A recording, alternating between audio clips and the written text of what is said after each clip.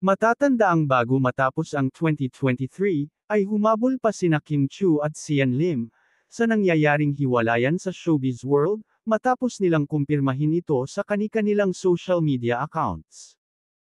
Ano kaya ang pasabog ni It's Showtime host Kim Chiu, na posibleng maging katapusan ng career ng ex-jowa niyang si Sian Lim?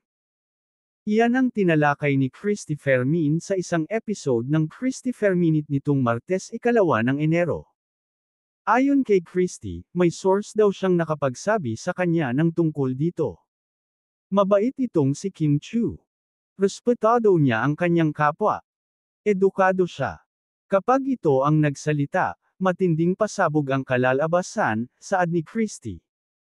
Kapag nagsalita na raw si Kim Chiu, goodbye na sa kanyang career si Sian Lim. Ano kayang ibig sabihin noon?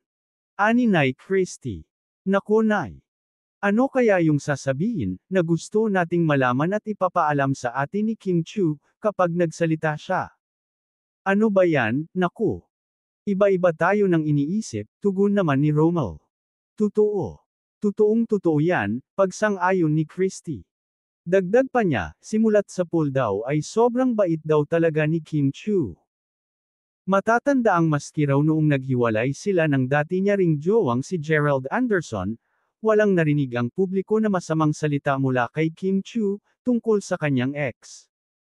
Kaya naman talagang hindi raw nakakapagtaka, na naging maganda ang takbo ng kanyang karera sa showbiz industry, simula noon hanggang sa kasalukuyan. Ewan ko lang this time ha. Dito kay Sian Lim. Kasi mukhang pabor sa kanya ang lahat ng tao, na mabuti naman nagtanggal ka na ng helmet sa ulo.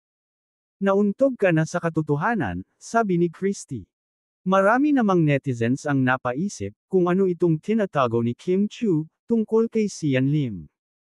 May nagsabi naman na baka bakla si Sian. Well, hanggang ngayon, ay wala pa namang reaksyon ang dalawa, tungkol dito.